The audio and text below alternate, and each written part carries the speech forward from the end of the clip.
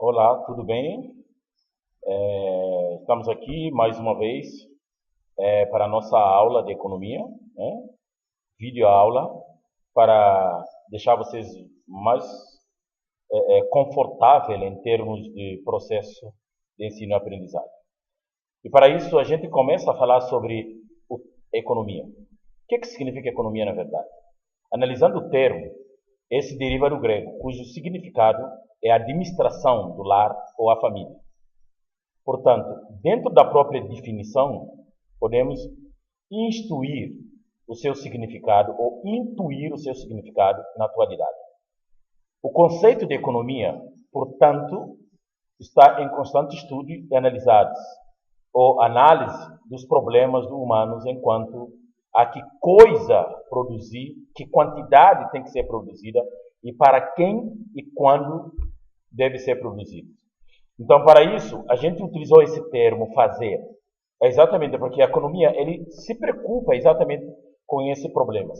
Por isso, no primeiro dia da aula de vocês, eu falei para vocês que a economia tem como finalidade ou objeto de estudo a falta. E a finalidade, ele tem como finalidade o equilíbrio entre a demanda e a oferta no mercado. E, para tanto, quando a gente fala dos problemas fundamentais sociais, que são os humanos, aí, quais são esses problemas? Sempre a gente questiona. Enquanto a que coisa devemos produzir para abastecer a sociedade, para abastecer as pessoas, seres humanos, pela fim de consumo, pela fim da utilização e um monte de outros meios. E para isso, ele fala assim de que quantidade a produzir, para quem e quando fazer essa produção. Para entender melhor isso, podemos ver de forma mais exata a verdadeira função da economia, que consiste em dar os critérios mais racionais para que os recursos existentes, por exemplo, que faltam, que são escassos, sejam repartidos da melhor maneira possível e de forma eficiente. A gente sabe que a gente vive num mundo onde a gente constantemente percebe isso. A gente percebe de escassez, a falta exatamente de alguns produtos. E para isso a gente vai dar continuidade para mostrar que dentro da economia existem duas principais áreas. Quais são essas áreas? A microeconomia e a macroeconomia. Na aula também nós já tínhamos abordado esse assunto. A microeconomia estuda os componentes dos indivíduos, consumidores e produtores, e o mercado onde interage. Então, para isso, a gente precisa entender mais ou menos como funciona exatamente a microeconomia. Ele estuda o comportamento das pessoas. Só que eu quero lembrar vocês que a área do conhecimento, ou ciência que estuda o comportamento das pessoas, na verdade, é a psicologia. Só que, de onde entra a economia dentro de todo esse contexto? Porque os consumidores ou produtores, a gente precisa entender o que o consumidor quer consumir e o que o produtor deve produzir para que o mercado onde a gente sempre vive integrado, sabe, possam interagir, que nesse caso o mercado, que vocês vão ver logo na frente. Já a macroeconomia estuda o resultado dos comportamentos desses indivíduos. A economia é usada em várias organizações humanas, sejam pública ou privada, além de domínios como finanças, agricultura, mercado de trabalho. Então aí, falei para vocês na nossa aula que a macroeconomia é todo o produto interno bruto do país. Ele estuda o grosso modo da produção, da produtividade, e junta todos os resultados da produção, tanto na área indústria, comércio e serviço. Então aí ele produz aquilo que a gente fala produto interno bruto. E logo mais, para a gente não aprofundar dentro do contexto econômico de uma forma bem mais consistente, primeiro a gente precisa ver a estrutura do mercado, do sistema financeiro nacional brasileiro. Porque a gente não pode falar de economia sem, no entanto, mostrar para os alunos que dentro do mercado, onde são caracterizados os aspectos econômicos, onde é abordado, existe uma estrutura financeira nacional. Essa estrutura é sinalizada com a sigla SFN.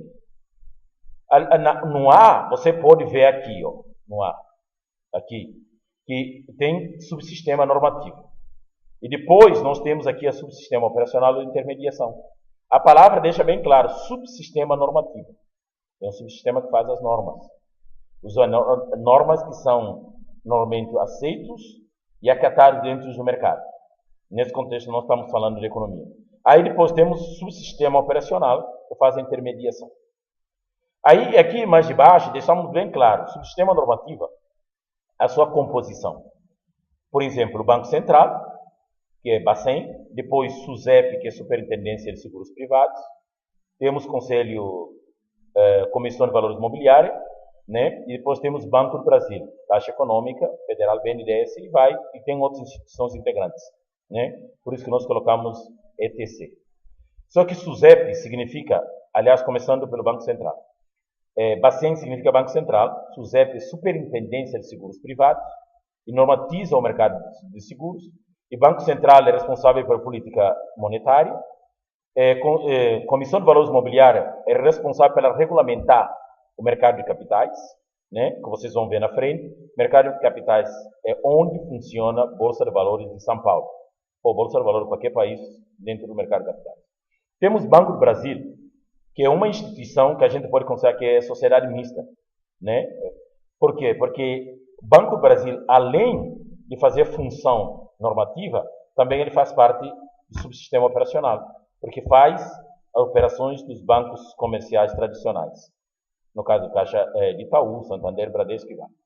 Aí depois temos Caixa Econômica Federal. Também, mesma coisa. Além de fazer normas em relação à política habitacional, regulamenta esse mercado, Caixa Econômica Federal também faz papel de bancos comerciais tradicionais. E temos BNDES aqui, que faz as normas de grandes investimentos para o desenvolvimento social, tanto que o significado é Banco Nacional de Desenvolvimento Social. E para isso a gente desce aqui no subsistema operacional, que fala exatamente sobre operações ou intermediação.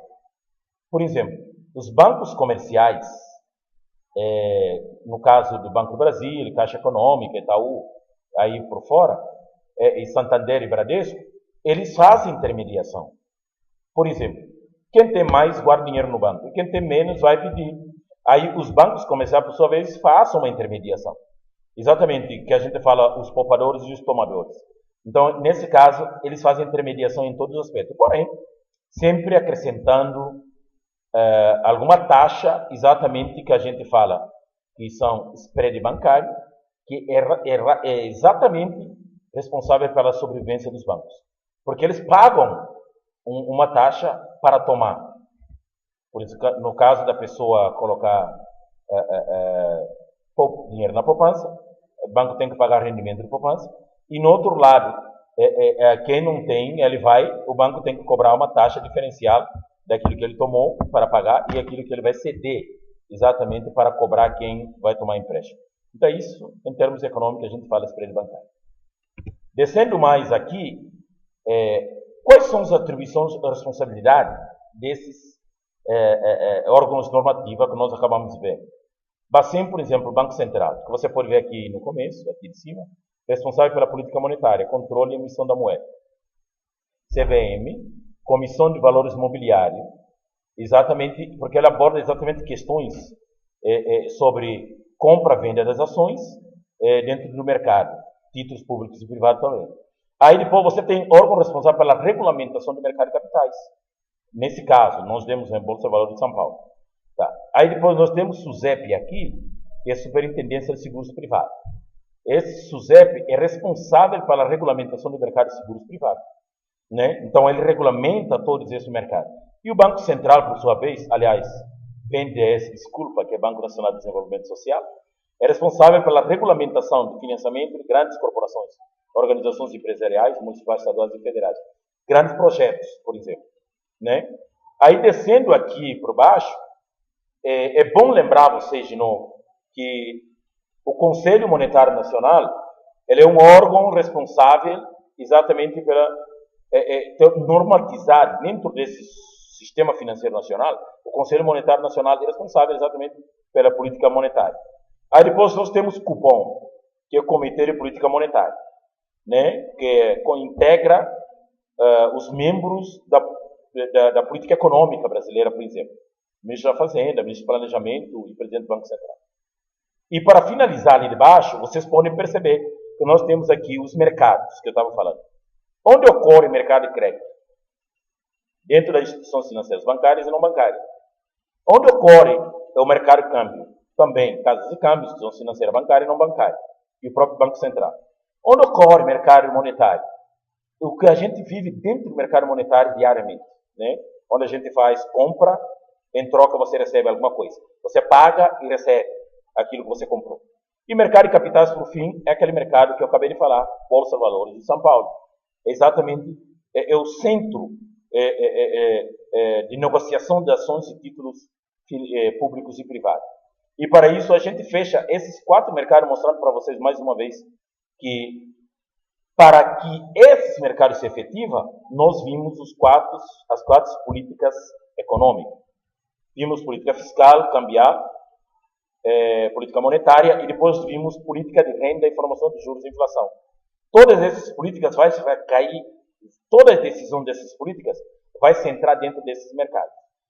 Por que eu estou falando a vocês de sistema financeiro nacional? Porque a gente não pode falar de economia simplesmente ignorar exatamente aquilo que a gente fala do sistema financeiro nacional. E para mais frente, nas próximas aulas dos próximos meses, e a gente vai aprofundar todos os aspectos econômicos relevantes dentro da economia brasileira, por exemplo. E para isso, a gente desce para o último slide para agradecer a todos vocês que talvez estão assistindo nesse momento, de que nós começamos a fundamentar a economia, mostrando a origem da palavra, mostrando o conceito de economia, mostrando a estrutura do sistema financeiro nacional e os mercados que integram, né? E em relação à política econômica, eu só falei, porque a política econômica, todas as leis, as normas que foram criadas ou serão criadas, exatamente vai atender exatamente os 4 mercados que nós acabamos de ver. E para isso a gente fecha a nossa aula de hoje e agradeço a todos vocês e até breve. Muito obrigado